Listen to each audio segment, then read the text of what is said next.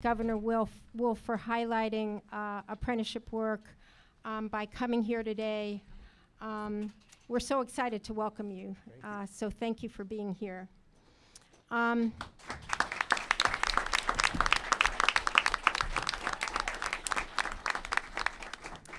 So just to make sure we all know where we are, this is District 1199 Seed Training and Upgrading Fund. We are a 42-year-old labor management partnership of 1199 AFSCME and 50 healthcare employers throughout southeastern PA and southern New Jersey. Also represented today is the Greater Philadelphia Healthcare Industry Partnership that we founded 12 years ago, funded by Governor Wolf and previous governors, with 120 stakeholders from industry, education, and community and workforce organizations. We launched our first apprenticeship program, our first registered apprenticeship program 2 years ago, and partnership with Philadelphia Fight, who is here. Starting with 3 community health worker apprentices. And by this July, we're going to have approximately 90 apprentices. Wow. Working as medical assistants, direct support professionals, nursing assistants, advanced home care attendants, assistant teachers, and teachers in early childhood education. We're also working very hard to include family child care providers in our early childhood apprenticeship program.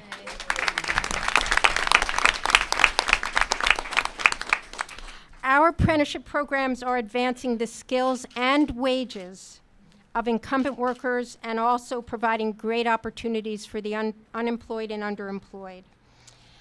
We serve many different populations, as you could see today on your tour.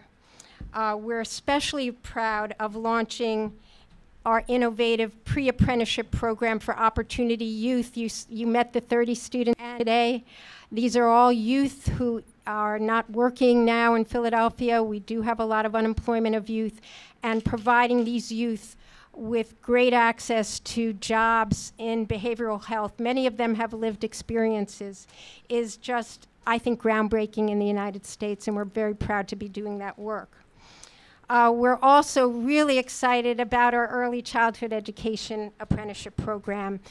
We have approximately 25 employers in Philadelphia who have signed on, some of whom are represented today. And it will be the first program in the country that takes folks from their CDA to the associate degree and then on to a bachelor's degree in teaching certification. So we're really excited about that.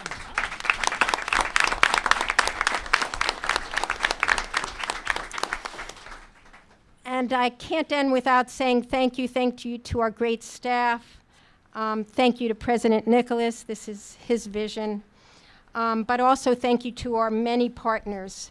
We're so thankful to the U.S. Department of Labor, to the Pennsylvania Labor and Industries Office of Apprenticeship. You guys have been so responsive. I don't know how I've been able to successfully get through so many apprenticeships in such a short time, but it wouldn't be without your support.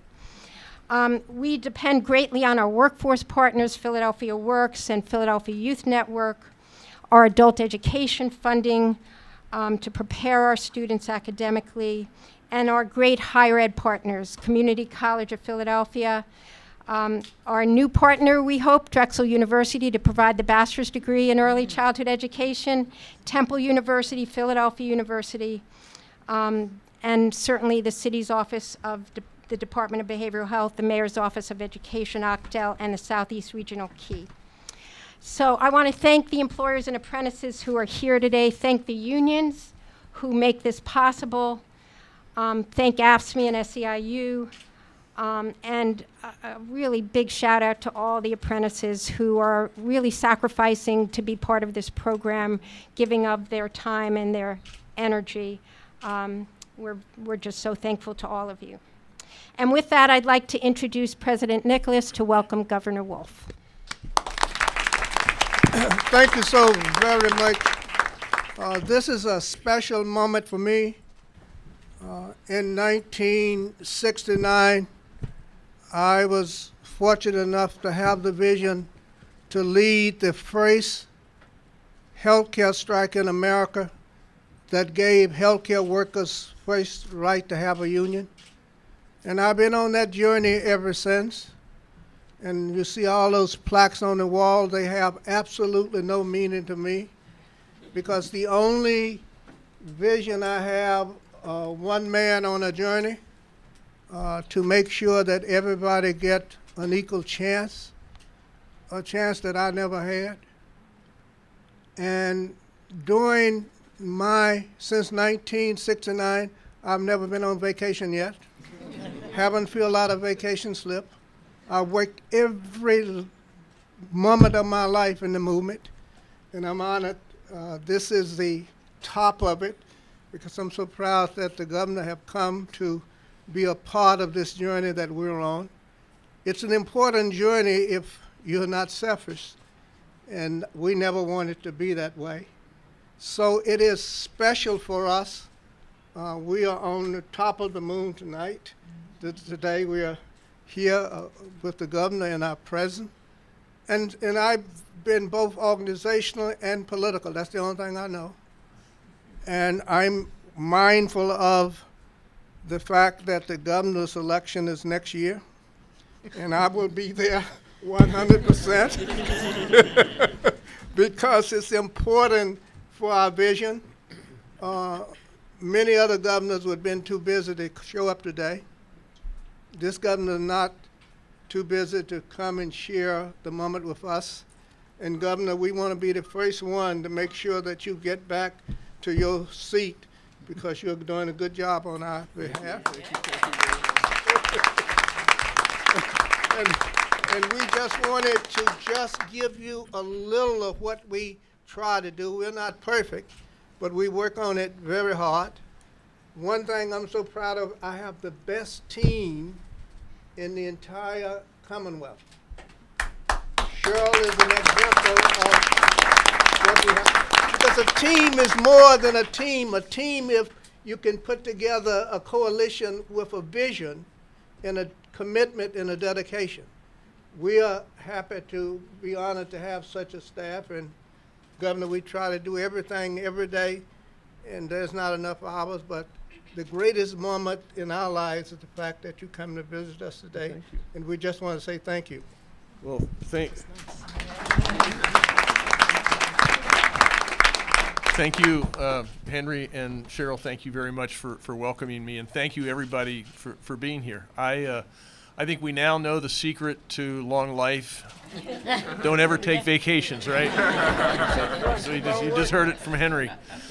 But this is actually, I'm not sure why, this is such a big deal that a governor would come here. I'm not sure if there's anything more important that we could do for a lot of reasons. Can you hear me back there? Can you hear me now?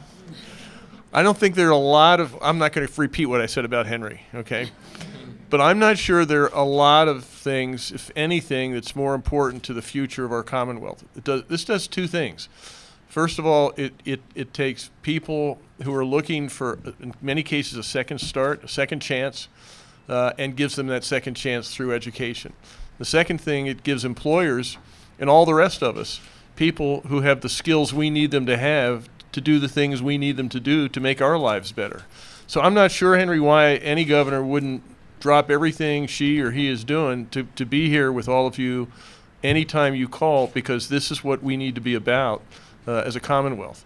And in my budget, and as I was running in my other budgets, especially this one, I'm trying to do a better job. And I know we can continue to do a better job of taking these apprenticeship programs and making them everything that they can be. But in this budget, what I'm proposing, in addition to the money that programs like this already get, that all those companies out there that have gotten public funding to come to Pennsylvania or create new jobs, well, we need to hold them accountable. And so what I'm doing, what I'm proposing, is to say, let's claw back some of the dollars. If you said you were going to create 100 jobs and you didn't, let's say you only created 50 jobs. Well, let's take the 50 jobs that you did not create and let's put it into a program like this, because I know we can create those 50 jobs and more with that same investment in a program like this. So this is really important, and what I want to do is learn from you what you think we could do even better to connect the world of work with the world of the classroom at whatever level to make the Commonwealth a much better place to live. So let me open it up to you. I know you're all going to be really shy, so I'm going to call on you. What? Yes, you're first. What can we do? I'm taking notes. Hello, Governor. Thank you for coming. Thank you. Thank you for supporting this program and providing the funding that helps me as a small business. One of the things I think government can do is get more involved with small businesses. I have a small child care center. I'm in the urban community. I'm not corporate. I don't receive corporate fundings. Every dollar I get is spent back into my business. This program helps me. This is my daughter. This program helps May I us. say you look too young to have a daughter like that, okay? Thank you. This I program. am running for re-election.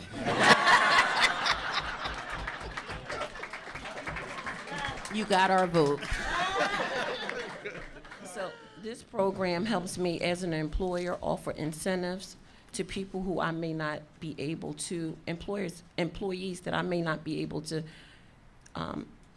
pay or afford, but as an incentive to being able to move them to the next level. So I think government really needs to get more involved with small businesses, not so much all funding and all resources going to corporations.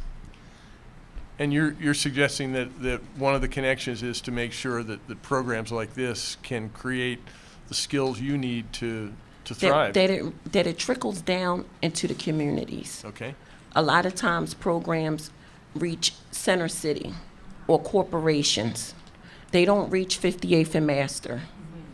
So we need help in our communities.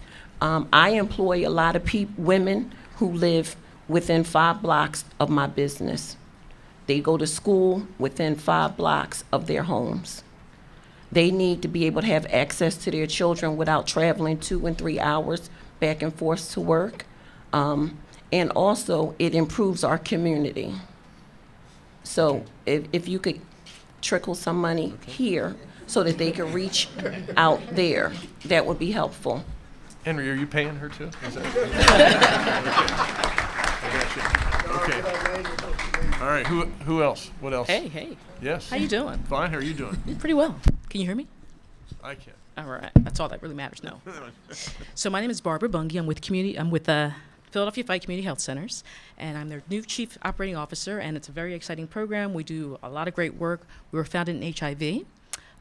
Decided to expand our scope and become actually a federally qualified health center, which is going to be our 4th year. Really exciting. So I think the best thing for us, or organizations like ours, is for you to continue to support programs like this and have programs like this really kind of like advertise themselves, because I don't think everyone knows all the services that exist, all these partnerships that exist here in Center City. So tell us all how this program helps you.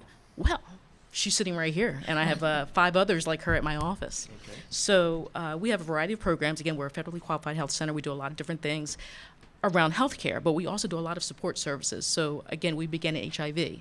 So with HIV care, well, a lot of folks living with HIV are living with a lot of other issues, food insecurity, homelessness. They're struggling with a lot of things, and really healthcare is not their priority. And so we have to make it their priority. So we have to have other resources available and support programs to help people get what they need in order to prioritize their health care. And so we do that. So we have social workers, we have behavioral health, we have mental health, we have everything. But the one program that really benefits us the most, besides all the other programs that exist, is this community health worker program. So this 6-week training program that we have this relationship with 1199C enables us to have folks who are going through some basic training on how to be, how to help people access healthcare services, how to navigate healthcare services and systems, connect them with organizations like mine, going through a 6-week internship at Temple, then coming to Fight for about a year.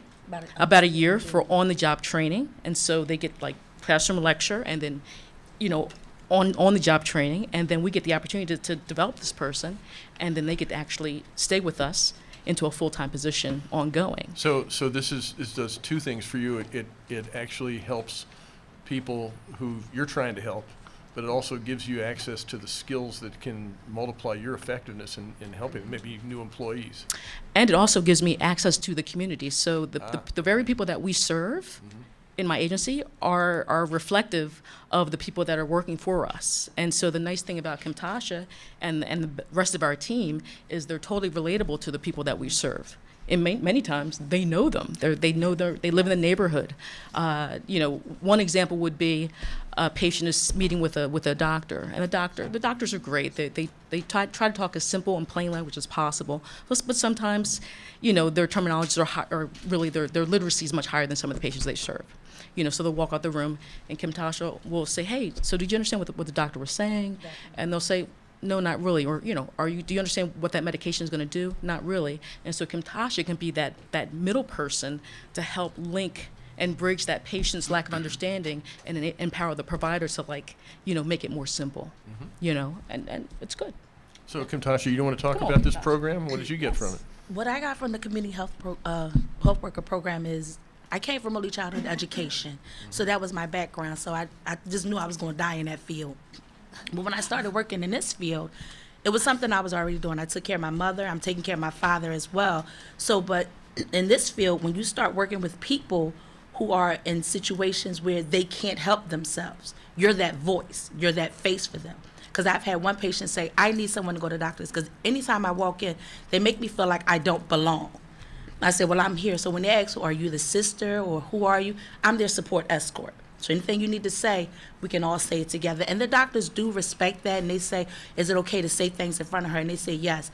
But my main concern is for them to walk away with their pride in whatever situation. Our homeless patients, our patients who have HIV, our patients who have Hep C, to walk away with their pride knowing I receive the services that I deserve or need to get at my doctor appointment.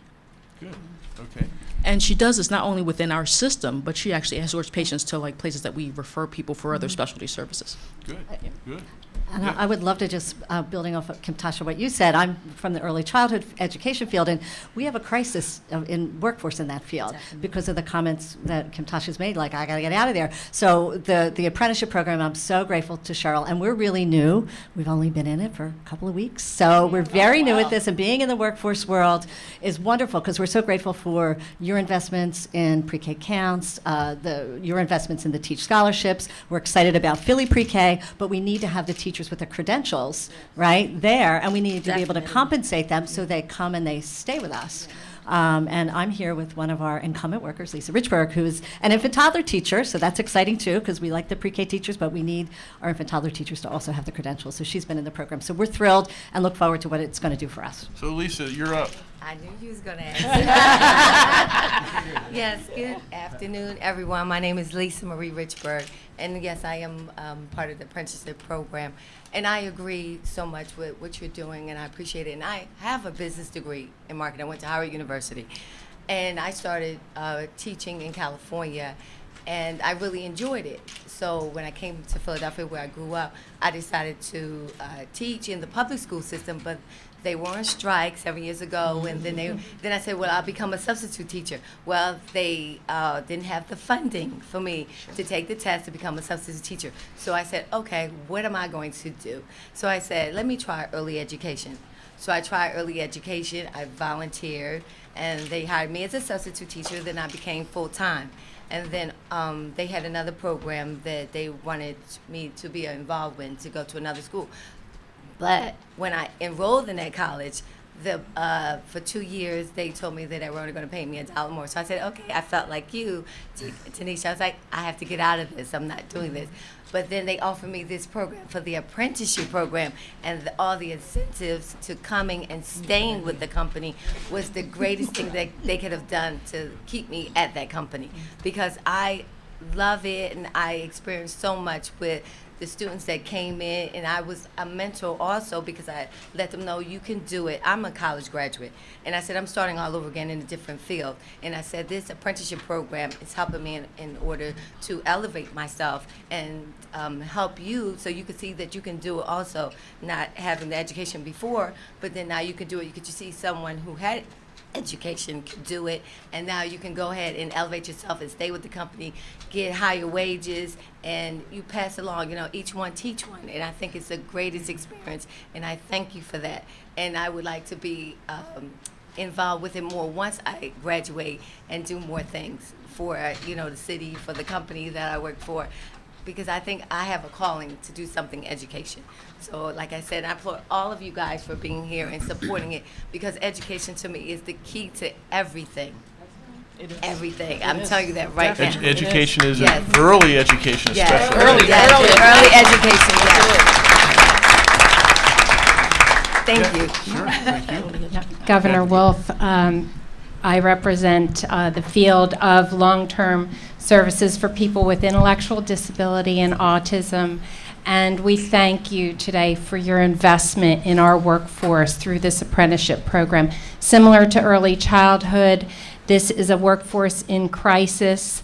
National research has shown that there's 45% turnover in this field, and that this is a field where with people with intellectual disability and autism, they need lifelong, stable, high-quality support to enable them to be in the community, to avoid costly institutional care, to meet the state mandates that are required under the ADA for people to be served in the community. And we need credentialed, high-quality staff. So this apprenticeship program is giving us access to people who want to be in this field. And I also really applaud and ask for more recognition of this workforce, because we hear so much about STEM and that field, science, technology, engineering, math, and we have, for one thing, this is work that is not going to go offshore. It is not going to be replaced by robots. We need people. Great people, and we're always going to need people. There's a 12% vacancy rate in this state right now for these positions, and there is no way to get the right substitutes in. So the care suffers when we don't have great people, but the access to this apprenticeship program brings us people that, as you said in the beginning, pairs people that need good employment opportunities together with those of us who have positions, very challenging positions. The people that work in our field do everything from healthcare to helping people to have a full, active, involved life as part of their community. And so we need access to this workforce. We need access to tuition funding, because ultimately we want people with credentials, college credentials. So we're hoping, that is part of this. We know that there's a lot of support for the training of this workforce. So we continue to need that as we work toward a living wage for this workforce that is tragically not at a living wage, but yet these are stable jobs, they have benefits, and there is an entry wage, and these are great. This is great work. My organization is committed to being a great place to work. We've made top workplaces for 8 years in a row because we care about our staff, and that is really important. So we need ongoing government support to do the work that we do. Thank you, Governor. Good afternoon, everybody. My name is Fred Wright. I'm president of AFSCME Local 1739 in District Number 47. And two of my employers are here today. Kathy Brown McHale, who just spoke, of Special People Northeast, and Jay Spector for JEV Human Services. Both of those organizations are unionized and been unionized for years. And I just want to commend them for working with the union and getting this program off the ground. The apprenticeship program, to me, is a win-win for everybody. For the group that we're targeting, young adults, they're coming out of high school, they're really unsure about what they're doing. They can go to the apprenticeship program, learn about the health services industry, and get 24 college credits paid, by the employer. They learn about the employer, the work, and also about unionism. As my colleague Pat Iden always on up about educating people about trade unionism. Then they have a job in a unionized workforce, and in all my contract with Spin and Jevs, they pay 80% of college credits toward your bachelor's degree. So once again, these are people coming out of college, they're educated, the workforce is trained, they have a component in there for our workers who are on the job because they're a mentorship part of their program, so they get advanced skills and learn how to mentor people. And again, these skills are transferred. I heard that sister down there was said about, in my community, these employers, once they get that training and once they get their degree, they can come work for your place. They can go work for any of these organizations. So again, this is a worthwhile program, and I'm behind it 100%. And thank you, Governor, for that. Thank you. Hello, Governor. So if I can jump in just for a second. It does take a really great partnership, and fortunately, we've had a long-standing partnership with Local 1739 and District Council 47 for doing our work. And there is a reason why both Kathy's organization and our organization are listed as top places to work in Philadelphia. It's because of all the things Fred just enumerated. In addition to just the difficulty of having people work and have opportunities to really grow through some career pathways planning, which allows people to see that they can grow and earn more money. So more education, more growth opportunities with career pathways will allow for people to have self-sustaining lives. And again, back to the youth issue, the critical piece right now is that we have youth who are coming out of school or have dropped out of school and have no great future in front of them, and we need to end that right now. And this is one of the approaches. We just started with our apprenticeship. Thank you, Cheryl, for your partnership. This past week, I guess we just got underway. And one of the other data points I want to throw out is that not only are there all these openings and vacancies in the long-term care programs, but it's also an aging workforce. The average age is about 45 years old. And these jobs are not easy jobs. And so people, as they are aging, have more difficulty also doing some of the more physical aspects of the work. It's a great opportunity. The challenge we have is to interest young people so that they see a career. What we've seen in all the data is that young people do want to help. They want to work in the helping profession. They just don't know about the helping profession. So a lot of what we need to do is around career exploration, working with youth while they're still in school, and open their eyes to the healthcare industry. So thank you again for all of your support. So how might we do that? How might we get students to be more students like we see here today? How do we get them to understand the needs that are out there, opportunities? I think part of it is making opportunities for people in the healthcare industry to go into schools or have people come around and shadow. I know our program has a lot of shadowing built into it. That's really important. Young people don't really understand what the world of work is unless they've touched it. And that's part of the problem. So I think making opportunities available, organizations like mine and others that work in the community can, take youth to workplaces to see what they're really like. So that's the easy part. The hard part is finding the resources to make that happen. And we know that will always be a problem, but it's something that we can, fine tune a bit, I'm sure. Okay. Brittany would like to talk about the pre-printing. Okay. Brittany? Hello. Hello. My name is Brittany Fowler, and I'm 22 years old. I'm currently attending the Behavioral Health Pre-Apprenticeship of District 1199C. I'm interested in this program because not only do I love helping people, but I know that I'll be able to help others because of my past experiences in life. And my ultimate goal is to become a social worker. And one benefit of this program that I love is not only would I be guaranteed a future career, but I'll be able to receive 24 credits, college credits. So Good. this That's good. All right. Good afternoon, everybody. My name is Mr. Herschel from Diversified Community Services. I would just like to say that I congratulate this program and everyone else before us because they made the pay. They started this and they gave us a chance in the ECE, starting the ECE apprenticeship program for us to actually get a shot at this. And I just wanted to say that I grew up in West Philadelphia and I went to Boys Latin Philadelphia Charter School. And I had graduated in 2011, but I also got a chance to go to Bloomsburg University. And I went there for about 2 years, but it's kind of hard paying for all that.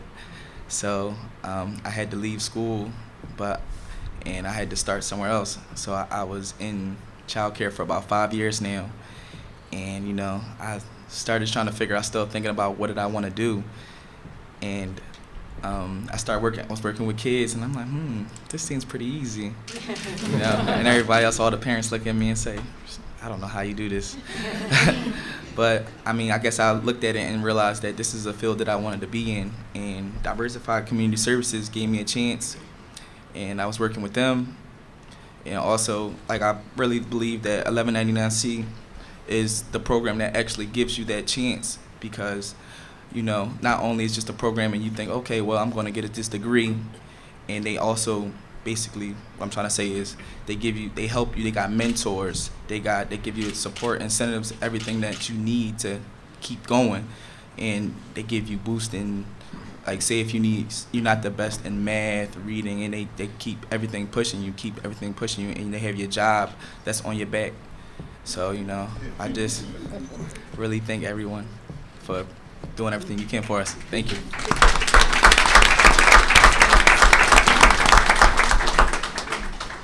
I'm Karima. I am from Brightside Academy. I'm the corporate trainer.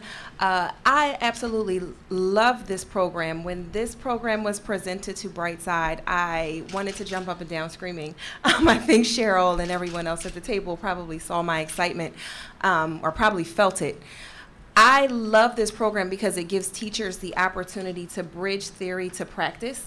I think with the addition of the mentors and the education, they really have the opportunity to understand what they're learning.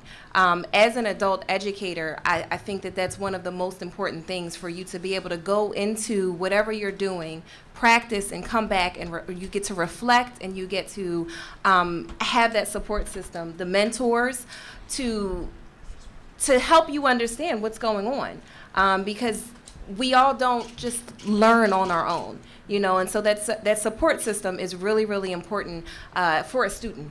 So that's one of the main reasons why I love this program. So you like it? You like it for the practical, the context that it actually gives everybody. That this is why you're studying these abstract things. Yes, absolutely. Okay. I remember being a student. I was a student and I didn't go into a classroom. So when I went into the classroom as a preschool teacher, I was like, this was not in the books. This isn't what we talked about in the class. It was much different. And so I think that this experience, the education along with the experience really enriches their opportunities to expand their learning. And that's an apprenticeship approach that is not as, there is a practicum in formal teacher education, but you're saying it's more central to this experience. It really is. I did practicum as a student, and it wasn't the same as this. It's definitely not the same. 15 weeks or however, a semester is definitely not the same as this, because you're kind of like a shadow as in a practicum. But this is much different because you're in it. These are your kids. This is your class. It's much different. It's a lot more of it's a much more hands-on experience. I'll say that. Okay. Anybody else want to? Yes. My name is Aaliyah Logan, and I've been employed at Smart Beginnings Early Learning Center for 9 years now. This is my second chance. I've been in school for all of those 9 years. I earned about 33 credits. But this go around, I feel like it's a difference because, like Karima mentioned, you have that support. You have the support on a job. You have the support at CCP. They're familiar with the program. You have the support of your peers that's involved in the program. They're working parents just like yourself. They're familiar with the struggles and the things that you might deal with on an everyday basis. So you guys can kind of piggyback off of each other and get through the program together.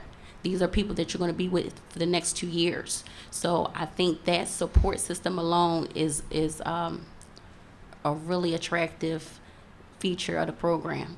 The other thing that's really attractive to me is the fact that when you leave the program, you have the opportunity to obtain a certification and not have any debt. That was a reason for me not being in school for a long time, is taking out the loans and then defaulting on the loans and not being able to go back. But thanks to Teach, thanks to the William Penn Foundation, thanks to the work that Cheryl and 1199C is doing, thanks to you, Governor, we're allowed to go through a program, earn a degree to either get a career or create our own career, and not be in debt, so we can provide for our families when it's all said and done. All right. So that's good. why I'm a part of the apprenticeship program. Okay, that's good. Thank you. Thank you.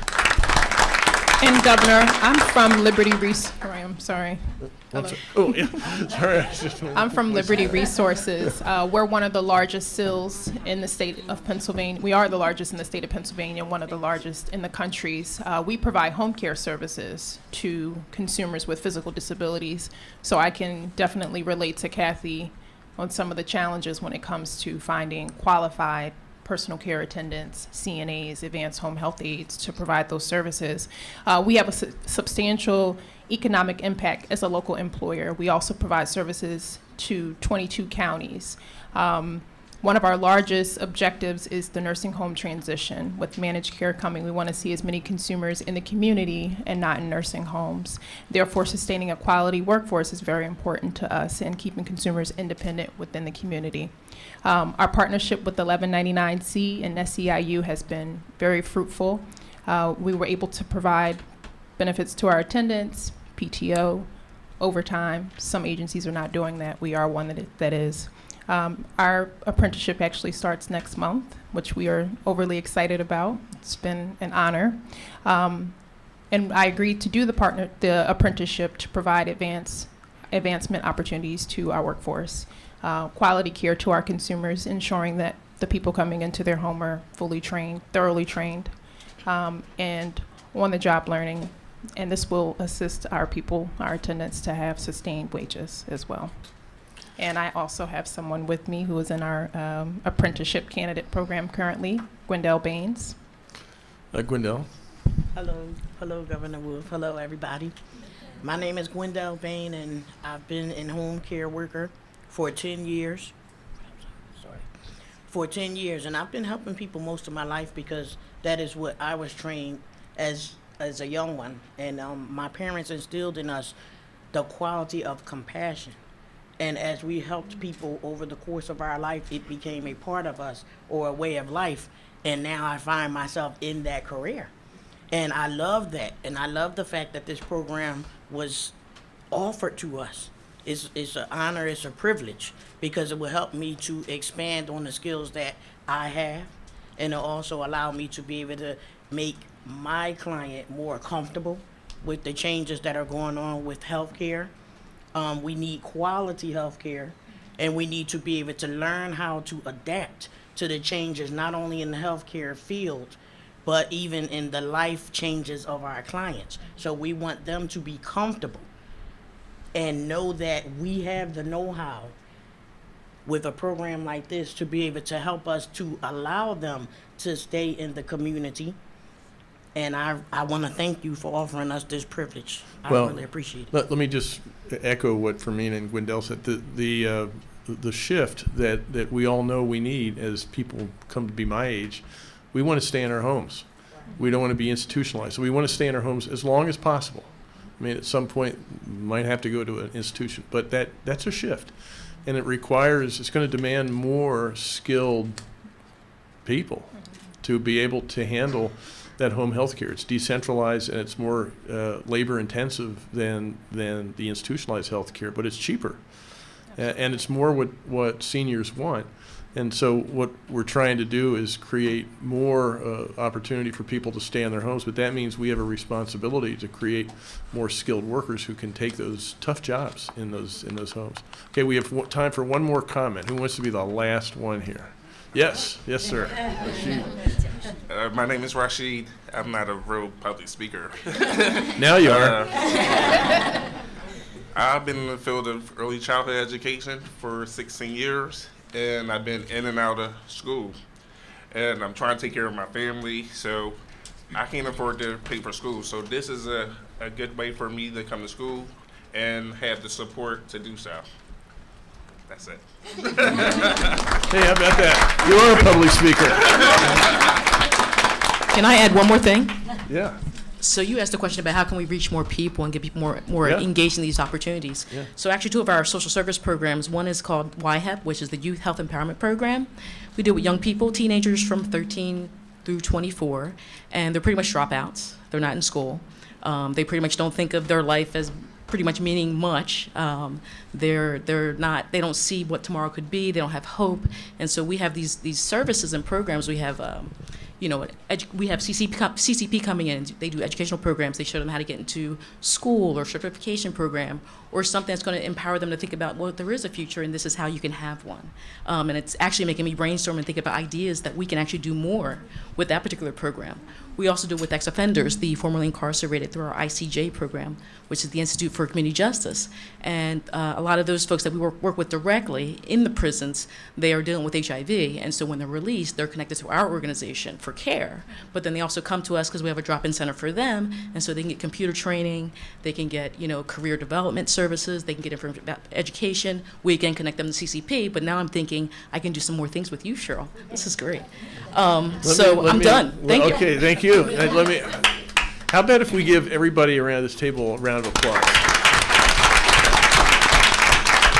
And Henry, I'll turn it back to you, but I think both Cheryl and Henry and all of you, this is a really important program for the reasons that you all expressed here. And we could talk about this a lot longer, but in Harrisburg, at the state level, we need to make sure that you have more resources. And you're doing remarkable things with the resources you have. I mean, Kathy, you talked about we need to do more in behavioral health. We need to be doing more in early childhood education, where compensation is one of